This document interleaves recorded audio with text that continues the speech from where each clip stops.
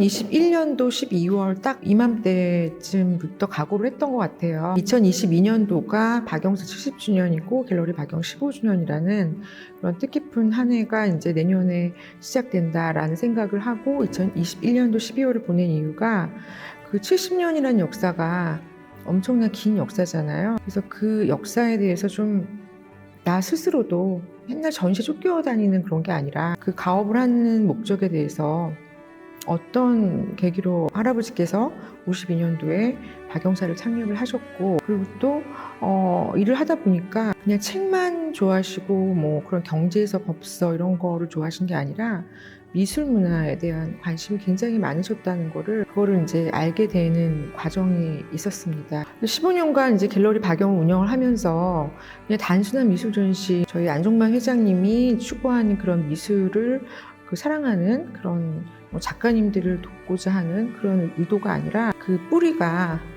할아버지 때부터 시작되었다는 것을 제가 어렴풋이 알고 있었는데 깊숙이는 몰랐었던 부분을 좀 파고 들어보자 그런 생각을 했어요. 솔직히 고백을 하면 고미술품에 대해서는 잘 모르거든요. 고미술에 대한 무지함 때문에 이렇게 손을 놓고 있다가 올해만큼은 그걸 좀 들여다봐야겠다 이런 생각을 하고, 그래서 2022년도가 가기 전에 박영사와 갤러리 박영의 뿌리를 그거를 연결성 있게 전개할 수 있는 그런 전시를 꼭 1년이라는 기간을 두고 준비를 해보자, 그런 계획을 갖고 2022년을 보내고 있었는데, 지금 현재 갤러리 박영에 전시되어 있는 작품이 뭐 다는 아니지만 그래도 처음에 제가 목표를 갖고 있었던 부분이 어느 정도 드러나게끔 디스플레이가 되지 않았나 하는 생각이 듭니다. 그래서 지금 2022년도 지금 현재 두레문화 박영 70 이 전시를 준비를 하면서 느꼈던 거는 저희 할아버지께서 미술을 그냥 사랑하신 게 아니라 정말 애국자셨다라는 걸 느낄 수가 있었고요. 그리고 그 52년도에 창업을 했다는 거는 사실은 전쟁통에 박영사가 생긴 거잖아요. 그거에 대한 의문이 참 많았었어요.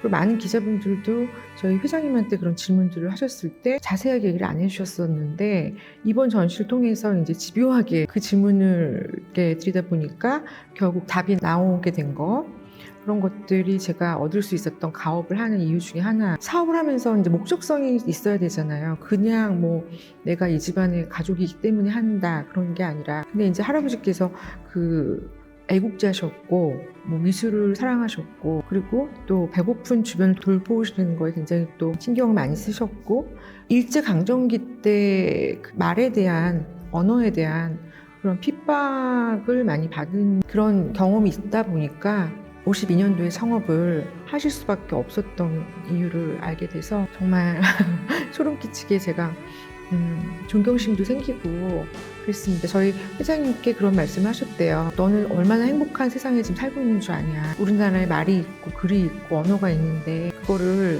쓰고 읽고 뭐 말할 수 없는 그 슬픔이 얼마나 큰지 모른다. 그래서 나는 출판을 시작한 거다 라고 얘기를 하셨다고 해서 그 수수께끼가 풀린 것 같아요.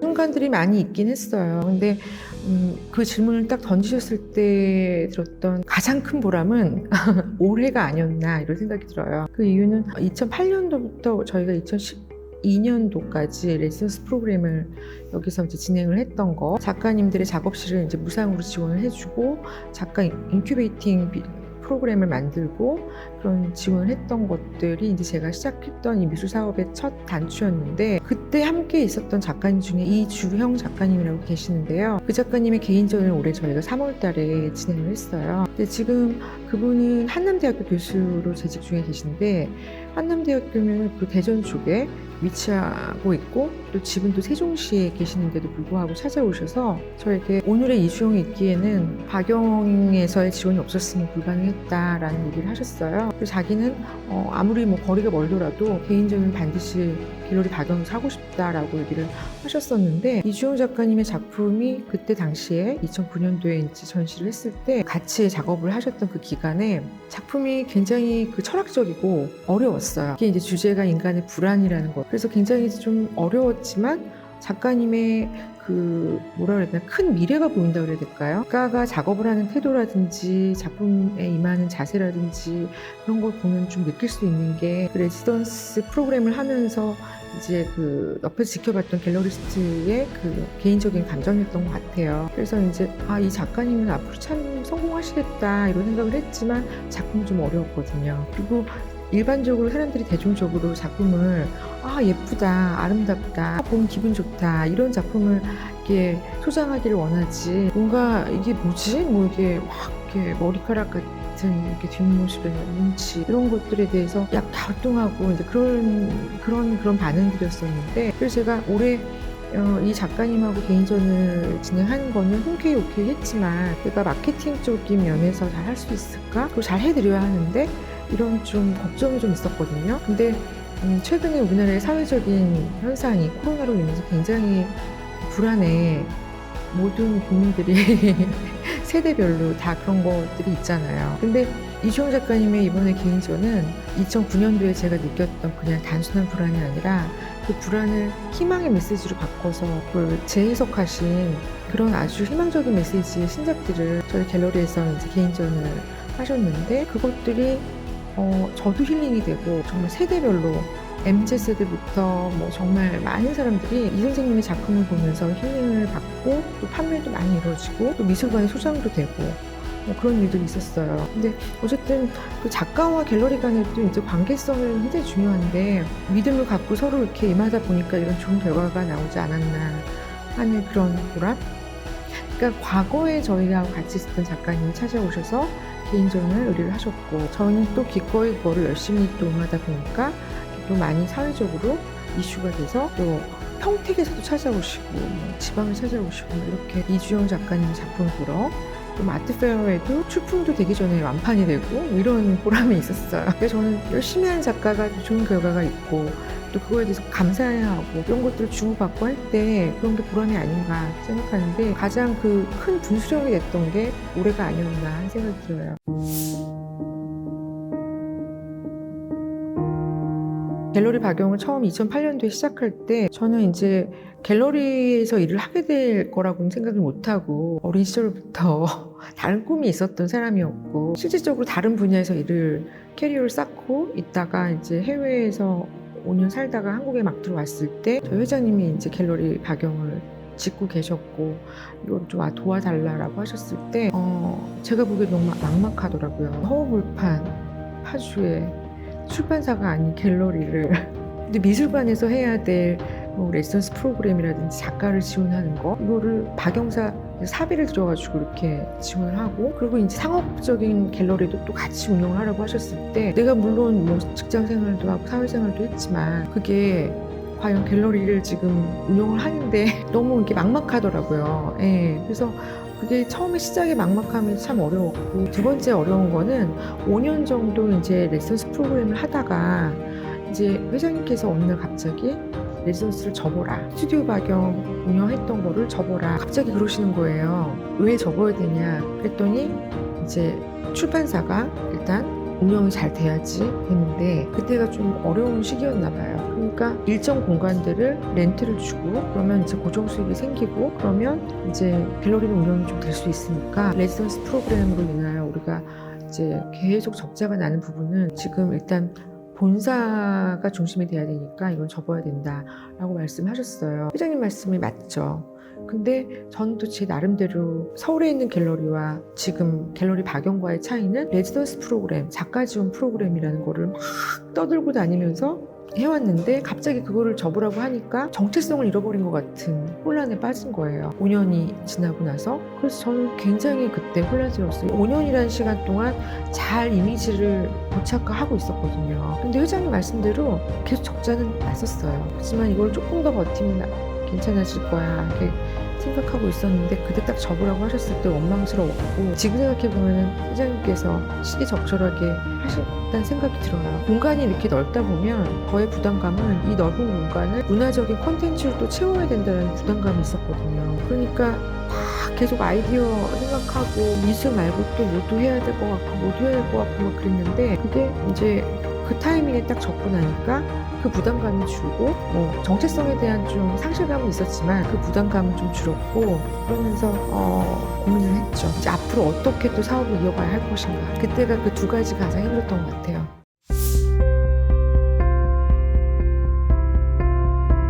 그 극복하는 과정이 참 더뎠죠.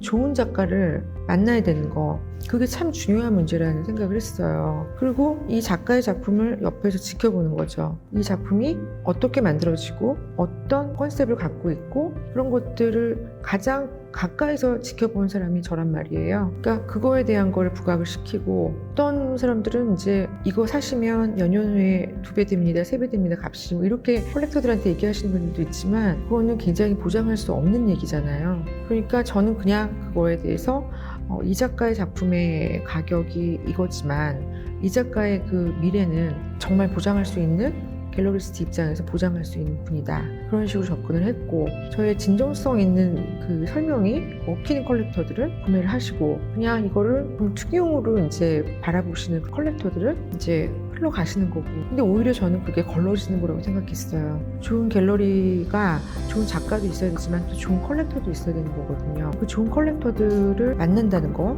그것도 굉장히 참 중요한 문제거든요. 내가 이렇게 이 정도까지 설명했는데 안 산다? 아쉬워하지 말자, 그렇게 했고, 지금 현재는 그렇게 하다 보니까 이제 컬렉터들이 왜 또 친구한테 또 소개를 하고 이렇게 구전무전 돼갖고 찾아오시고, 그렇게 좋은 컬렉터들이 주변에 좀 많이 생긴 것 같아요. 그때 그 레지던스 프로그램을 그만두고 제가 한 1년 정도 공백기를 두고 어떻게 이 난국을 헤쳐나가야 될까, 타 갤러리와의 차이점을 어떻게 둬야 될까, 우리의 그 차이는 레지던스 프로그램을 하고 있다는 거였는데, 그래서 고민 끝에 생각한 게 그 작가 공모전을 진행을 하자. 그것 또한 지원 사업의 또 다른 일부였거든요. 작가들은 많은데 전시할 공간은 또 한계가 있고, 그래서 제가 공모전을 한번 이제 시작을 했어요. 박영 신진 작가 공모전, 이렇게 해서 시작을 했는데, 하다 보니까 나이 제한을 저희가 뒀거든요. 다른 공모전 다 그렇게 하더라고요. 나이 제한을 두고서 이제 진행을 했는데, 나이 제한이 있음에도 불구하고 나이가 많으신 분이 막 지원을 하셨어요.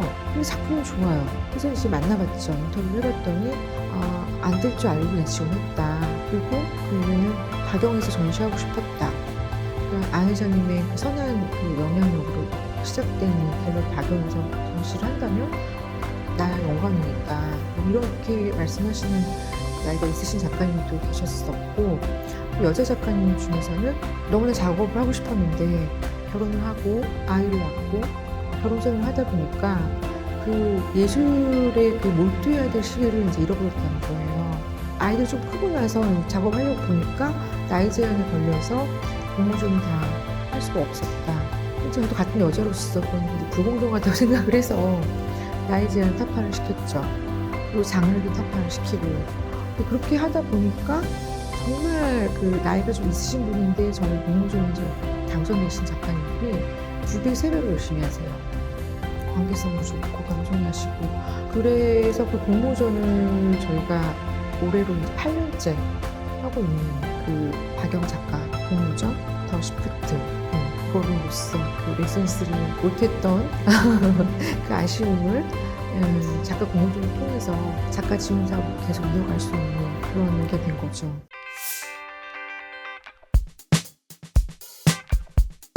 그럼 지금 현재 1갤러리와 2갤러리에 지금 디스플레이 되어 있는 작품을 제가 소개를 해드리겠습니다. 이 작품은 2008년도에 제작된 토마스 엘러의 그 박영사 책을 가지고 제작을 한 커미션 워크 작품인데, 2008년도가 갤러리 박영이 시작했던 한 해이기 때문에 이제 그때 이제 갤러리를 만든다 하면서 회장님이 특별히 이제 제작을 의뢰를 하셨던 것 같아요. 그 경영 전략이라는 이제 책을 갖고 이렇게 방사형으로 퍼져서 뭔가 이렇게 확장성 있는 그런 조형적인 그런 작품으로 그 제작을 의뢰했던 그런 의미가 있는 작품입니다. 그러니까 브랜드가 어느 브랜드냐에 따라서 그게 또 틀려질 수가 있는 건데, 출판사다 보니까 회장님께서 이 경영 전략을 잘 해서 운영을 하자, 이런 뜻이 아니었을까 생각이 들어요. 이거는 그런 상징성이 있는 저희의 시작과 함께 의뢰를 해서 제작이 완성된 토마스 앨러의 작품입니다. 여기에 있는 이제 고서들이 52년도부터 이제 출판되었다는 이제 고서들의 이제 일부인데요. 동양미술사라는 이제 책이 있고 장문호저 이게 아마 66년도에 나온 책일 거예요. 지금 이 앞에 보시는 이 두 작품은 스튜디오 박영 레슨스 프로그램 1기 때 저희와 함께 하셨던 이지현 작가님의 작품이에요. 딱 보시면 알겠지만 책이잖아요. 이 책을 한 땀 한 땀 이렇게 뜯어서 이거를 이제 방부제 처리를 하시고 그게 조금 완전히 바짝 마르기 직전에 그걸 이렇게 뜯어내는 작업을 하세요. 글루건 같은 걸 이제 부착을 하시는. 근데 아주 어려운 작업이고, 이건 이제 해밍웨이 작품이고, 그러니까 이게 책이라는 거를 이제 또 뭐 성경책도 있고, 뭐 악보도 있고, 타임지도 있고, 다양한 책을 작업을 하세요. 박영사 책도 물론 하셨고요. 그래서 그 왜 우리 사전을 단어로 외우기 위해서 어떤 사람들은 찢어서 씹으면서 외운다 막 이런 말도 하잖아요. 그게 정말 내 거로 만들고 싶어서 하는 그런 의도도 있었던 거라고 생각을 하는데 이분의 이런 노동 집약적인 작업을 통해서 완성되는 이 책 시리즈는 정말 옆에서 지켜봤을 때 그때 제가 작가님들이 작업하는 모습들을 지켜봤다고 했잖아요. 그 너무나 성실하시고 보조를 해줄 수 있는 조수가 없어요. 다들 그냥 한 이틀 있다가는 떠나가 버리는 오로지 혼자서 완성을 해야 되는 그래서 굉장히 힘든 작업인데 가장 갤러리 박영하고 성향이 맞는 작가가 아닌가. 그냥 책을 갖고 한 작가이면서 종이를 뜯고 종이와 책 그리고 박영사라는 출판사 미술 이런 것들이 다 이렇게 응집되어 있는 컨셉이 그런 작가가 아닌가. 힘들 때 가끔 제가 저에게 위로도 해주시고 하는 그런 작가님이십니다. 이거는 저희가 이제 두레문화 박영 70이라는 전시가 이제 선대 회장님 때부터 모았던 컬렉션을 저희가 오픈을 하고 그러면서 이제 1갤러리는 약간 고미술로 채워지고 2갤러리가 이제 안종만 회장님 컬렉션으로 이제 가는 건데 이제 12월 23일 날이 30주기였어요. 그래가지고 또 제가 좀 사진을 이제 이렇게 붙여놨는데 유일하게 이렇게 파한대소 하시는 유일한 사진이에요. 서울시 문화상 받으셨을 때 찍었던 사진이고 영동 사진이기도 하고 이 작품과 이 작품은 우리 그 선대 회장님의 소장품이 아닌 이번 두레문화 박영 70에 그 참여하신 이동춘 사진가 작가님의 그 박영사 책을 가지고 작업하신 작품이에요. 근데 이동춘 사진가님이 이제 전통가옥, 그러니까 경북 안동의 그 종가문화를 깊숙이 들어가서 촬영을 하시고 또 자료 남기시는 그런 아주 우리나라의 전통을 중요시하는 그런 분인데 그분께서 저하고 이제 만나서 이야기를 하면서 정말 이 선대 회장님이 갖고 계신 이 고미술품의 가치가 굉장히 크다는 걸 저한테 알려주신 분이 그분이거든요. 그러다 보니까 포스터 작업을 해주셨어요. 근데 이것도 지금 한지로 작업을 하신 거예요. 그냥 종이 필름이 아니라 한지. 그래서 여기에 이제 우리나라 옛그림과 경제학 대백과 사전과 이런 것들이 어찌 보면 굉장히 이게 이제 박영사의 가장 베스트셀러라고 하시더라고요. 그래서 경제나 경영학 쪽에 계신 분들 중에서는 이 책을 모르는 분이 없을 정도로 굉장히 저희 박영사를 대표하는 그런 경제학 대사전 요거와 또 우리나라 옛그림, 서양미술사, 동양미술사 이런 고서들을 같이 놓고 밤에 촬영을 했던 작품이고 이걸 지금 포스터로 쓰고 있고요. 그리고 이 작품이 또 중요한 건데 가운데 이제 우리나라 옛그림과 서양미술사, 동양미술사를 중간에 놓고 이제 옆으로 이렇게 고서를 부채살 펼치듯이 이렇게 펼쳐놨는데 이 장소가 굉장히 중요한 게 이 장소가 파주 출판단지예요. 그래서 파주 출판단지가 건축으로 굉장히 유명하잖아요. 근데 현대식 건축이고 또 신우상 건축가님이 이제 설계를 하시고 그런 거 유명한데 그 출판단지 재단 앞에 덩그러니 한옥이 한 채가 있어요. 근데 그게 김명국 가옥이라는 그 가옥에 사랑채를 뜯어다가 갖다 놓은 거라고 하시더라고요. 그래서 한옥을 아시는 분들은 금방 아세요. 그래서 그 안에다가 호롱불을 놓고 앞에다가 이렇게 고소를 놓고 촬영을 하신 출판단지 안에서 작업을 하신 그런 작품입니다. 이것도 한지로 작업을 하셨고요.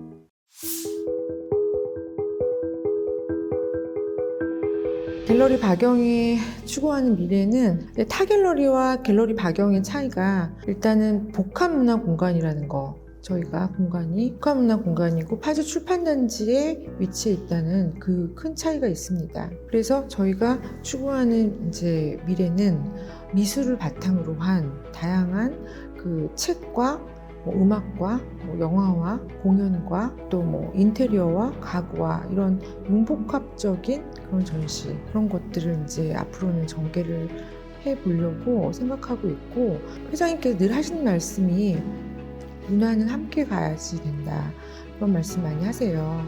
그래서 그 함께 했을 때 나는 그 시너지 효과가 굉장히 크다는 거. 그래서 오시는 분들이 파주 너무 멀어. 그럼 갤러리 작품 보러 파주까지 가는 거 너무 멀어. 하지만 한번 왔을 때 갤러리 박영에서 다른 갤러리하고 느낄 수 없는 그 자연도 느끼고 미술뿐만 아니라 다양한 융복합적인 전시를 이제 추구해 나가는 그런 것들을 지금 계획을 하고 있고요. 그리고 또 한 가지는 전통적인 것들을 좀 알리고 싶어요. 이번에 그 두레문화 박영 70을 하면서도 이제 고민술품들이 나왔잖아요. 고민술품들을 보면서 굉장히 좀 느낀 바가 커요.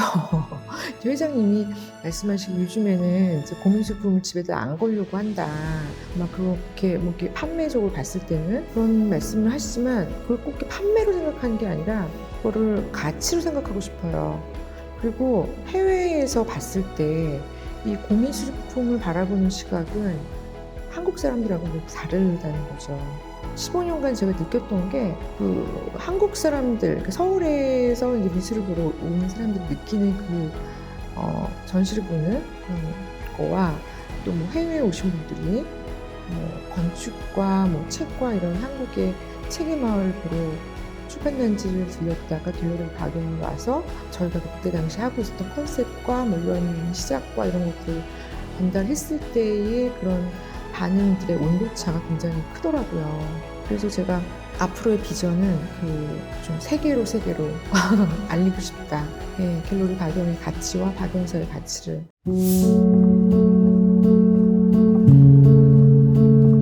그 15년간 갤러리 박영에서 이제 전시를 하면서 작가님들 정말 많이 만났죠.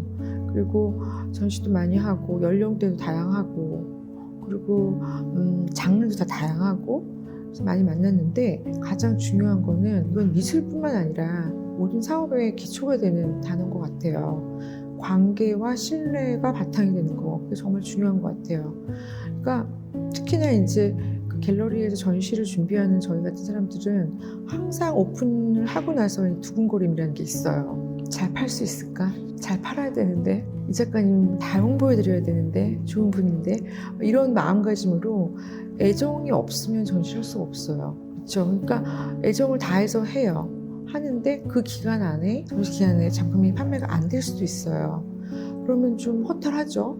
근데 그럴 때 작가님들의 반응이 두 가지가 있어요. 어떤 작가는 이 갤러리는 작품 잘 못 판 갤러리야 이렇게 반응을 보인 작가가 있는가 하면 어느 갤러리는 내 작품이 부족해서 작품이 안 팔려서 너무 미안하다, 갤러리에 너무 손해를 끼친 것 같다, 더 열심히 해야겠다, 죄송합니다 이렇게 반응을 보이는 작가들도 있어요. 그래서 제가 그런 관계라는 거가 좋게 보이려고 하는 말이 아니라 진심으로 다해서 이렇게 얘기하시는 그런 모습을 보면서 이 작가님은 정말 더 앞으로 더 잘해줘야겠다 이런 생각이 들어요.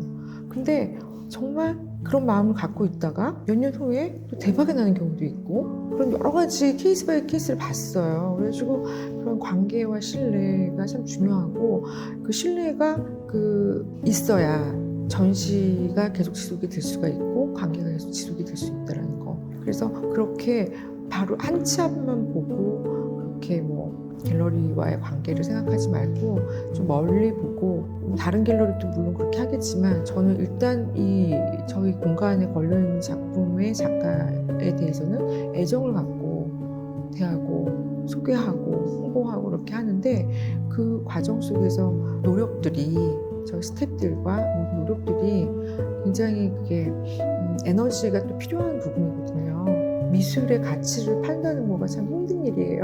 그래서 그런 거를 좀 알아주셨으면 좋겠다는 거.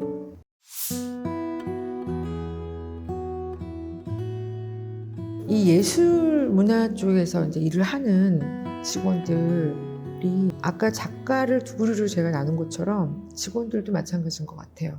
왜냐면 특히나 이 파주라는 지역 때문에 굉장히 부담감을 느끼는 경우가 있어요. 근데 제가 직원을 채용을 하거나 이럴 때 보면 제일 먼저 보는 게 주소예요. 일산이나 뭐 경기 저 인근에 사는지 아닌지, 그것도 참 중요하지만 그 마음가짐 자체가 이 예술 문화 쪽에서 종사를 한다는 거는 그 처음부터 돈을 막 벌 수 있는 일이 아니에요. 아까 제가 말씀드린 것처럼. 그래서 일단 이 예술 문화에 종사하는 직원들은 마음가짐 자체가 예술을 사랑하고 문화를 사랑하고, 예술 문화가 우리 삶에 끼치는 영향이 얼마나 큰지를 인지하는 그런 직원들의 마음가짐을 가져야 된다라는 게, 그런 마음가짐을 갖고 이제 여기에 근무를 그러다 보면 돈은 자연스럽게 따라올 수 있는 게 또 이 예술 문화 쪽의 일이더라고요. 큐레이터라는 직업이 막 이렇게 우아하게 이렇게 막 작품 설명하고 뭐 이런 이렇게 보여지기만 하는 그런 아름다운 직업이 아니라, 그러니까 3D, 3D라 그러나요? 그 정말 노가다도 해야 되고 그래요. 그러니까 백조 같은 생활이에요. 저도 마찬가지고. 예. 그래서 이제 전시하기 전에는 막 너무나 막 진짜 막 다크서클이 막 내려와가지고 막 이러고 있다가 오프닝 한다 그러면 다시 또, 왜냐면 작품 앞에 서야 되면 그게 또 그 예의거든요. 작품을 대한 예의. 그런 거다 보니까 참 팔색조가 돼야 되는 것 같아요. 이쪽 일이라는 게. 그래서 돈을 쫓거나 그런 것보다는 내가 예술 전도사다, 한국의 예술을 알리는 전도사다, 이 작가의 작품 세계를 알리는 예술 전도사라는 그런 마음으로, 이렇게 그런 마음가짐으로 일을 하다 보면 굉장히 보람된 일들이 많이 일어날 수 있을 것이라는 거. 힘들다 하다가도 전시를 딱 바꾸고 나면, 그러니까 한마디로 갤러리가 옷을 갈아입는 거잖아요. 그럼 기분이 또 새로워져요.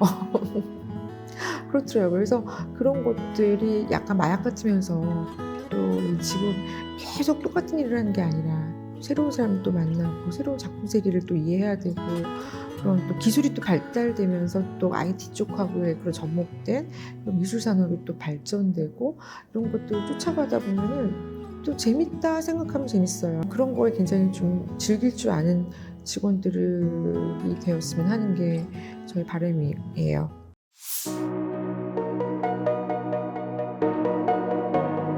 제 비전이 이루어진다면, 세계로에 대한 그 비전이 이루어진다면, 박영의 아티스트라고 생각하는 많은 작가님들이 세계에서 또 이름을 떨치고 계시고, 또 해외 작가님들을 또 우리가 한국에서 또 전시를 해서 소개를 하거나, 이런 뭐 익스체인지하는 그런 예술인들의 그런 뭐 랜드마크 같은 역할을 파주 출판단지 안에서 하는 그런 공간이 됐으면 좋겠다는 것이고, 저희 안종만 회장님께서 생각하셨던 문화의 가치, 이게 정말 둘의 정신으로 똘똘 뭉쳐서 많은 직원들과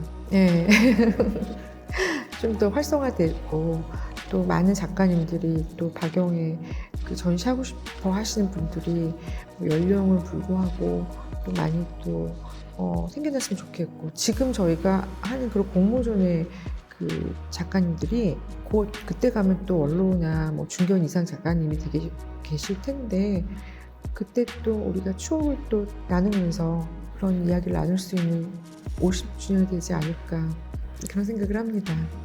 감사합니다.